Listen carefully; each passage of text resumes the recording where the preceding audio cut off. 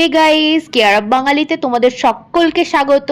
আজ আমি এসে গেছি সিদ্ধিবিনায়ক মন্দিরে। না না, এটা মুম্বাই না, এটা কিন্তু একদম কলকাতা।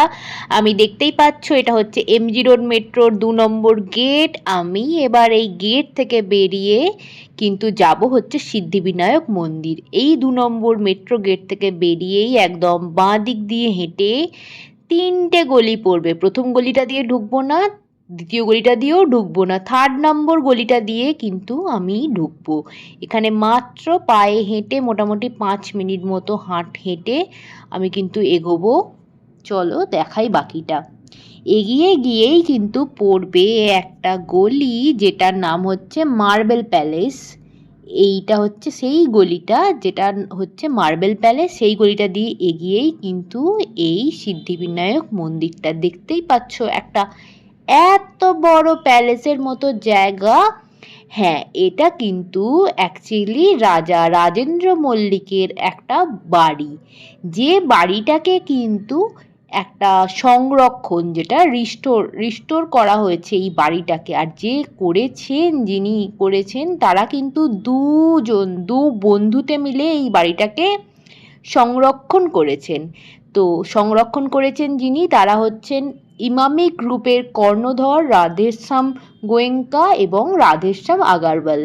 এই 2 বন্ধুতে মিলে এই বাড়িটাকে কিন্তু কোনো রকম কোনো শপিং মল না করে বা বাড়িটাকে কোনোভাবে না ভেঙে, বাড়ির যা স্ট্রাকচার ছিল সেটাকে না ভেঙে, পুরনো যেমন ঐতিহ্য আছে, কড়িবর্গার কাজ যেমন দেখতে পাওয়া যাচ্ছে, সেই জিনিসগুলোকে একদম সুন্দরভাবে কিছুই না নষ্ট করে কিন্তু এই বাড়িটাকে এরকম একটা মন্দিরে কিন্তু রূপান্তরিত করা হয়েছে।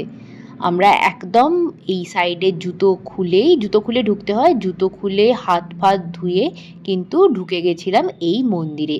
আর এখানে কিন্তু ঠাকুরকে দেওয়ার জন্য ডালা পাওয়া যাচ্ছে। এখানে 101 টাকা থেকে কিন্তু ডালা শুরু। আর মন্দির কিন্তু 12টা থেকে 4টে অবধি বন্ধ থাকে। 4টের পর থেকে কিন্তু আবার মন্দির খোলা হয়। আমি বিকেলবেলায় গেছিলাম। আর এখানে আর একটা যেটা জিনিস, সেটা হচ্ছে এখানে কিন্তু প্রসাদ পুরো বিনামূল্যে, কোনো এন্ট্রি ফিও লাগে না মন্দিরে। সকলের জন্য কিন্তু এই মন্দিরের দরজা খোলা। আমার তো এখানে এসে সত্যি কথা বলতে খুবই ভালো লেগেছে। আর তোমরা জানো কি এখানে প্রসাদে কি রয়েছে? প্রসাদে কিন্তু এখানে রয়েছে হচ্ছে খিচুড়ির সাথে কিন্তু সমোসা, মানে সিঙ্গারা।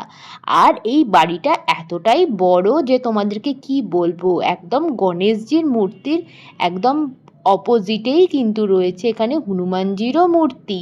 তো আমি তোমাদেরকে সবটাই ঘুরে দেখাবো। আর পুরো বাড়িটা তো আমার একদম দারুণ লাগছে এখানে। একটু ভালো করে আগে গণেশজির দর্শন তোমরা করে নাও। আর আমি ঠাকুরের কাছে এটাই প্রার্থনা করব, ভগবান যাতে সবার মঙ্গল করুক।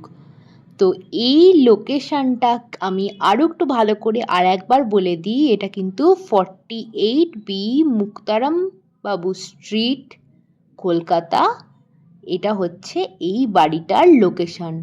আমার এই বাড়িটা কিন্তু এতটাই ভালো লেগেছে, আমি বারবার বলছি, এটা আমি কিন্তু আগে একদমই জানতাম না। এটা হচ্ছে একরকম hidden gem of north Kolkata তোমরা কিন্তু বলতে পারো। এটা বড় বাজারের এত কাছে এই জায়গাটা। এই দেখো আমি যেটা বলছিলাম হনুমান মন্দিরের কথাটা, তো এখানে দেখো। আর এখানে এই 2টো বড় বড় ইঁদুর বসে আছে। তো ইঁদুরের কানে কানে আমরা কথাও বলেছিলাম। আর ঠাকুরের এখানে নাম গান হচ্ছে, এত ভালো লাগছিল না যে কি বলবো তোমাদেরকে। আর আমি আর একটা কথা বলি, এখানে হচ্ছে কিন্তু শুধু যে মন্দির আছে সেটা নয়, এই এত বড় বাড়িতে কিন্তু আরও অনেক কাজও হয়। যেমন এখানে ডায়াবেটিস ক্লিনিক একদম সামনেই রয়েছে। এখানে অনেক কম মূল্যে হেলথ চেক আপ করা হয়। আর এছাড়াও স্কিল ডেভেলপমেন্ট অনেক কোর্স আছে, অনেক কম মূল্যে এই জিনিসগুলো হয়। নার্সিং ট্রেনিং দেওয়ানো হয় এখানে। আর এই বাড়িটার ওপরে ওঠা নিষিদ্ধ, তো সেইখানেই কিন্তু এই নার্সিং ট্রেনিংটা হয়। এছাড়া অনেক কম মূল্যে স্পোকেন ইংলিশ, ফ্যাশন ডিজাইনিং এগুলো কিন্তু সবটাই শেখানো হয়। তো আজকের মতো ভিডিওটা ছিল এই পর্যন্তই। আমি এই মন্দিরটির লোকেশান ডেসক্রিপশান বক্সে অবশ্যই দিয়ে দেবো। আর এরকম টাইপের আরও ভিডিও দেখতে হলে তোমরা কিন্তু আমাকে জানিও কমেন্টসে, কার কেমন লাগছে সেটাও জানিও। আর আমার ভিডিওটাকে অনেক লাইক, কমেন্ট, শেয়ার, সাবস্ক্রাইব সব করে দিও।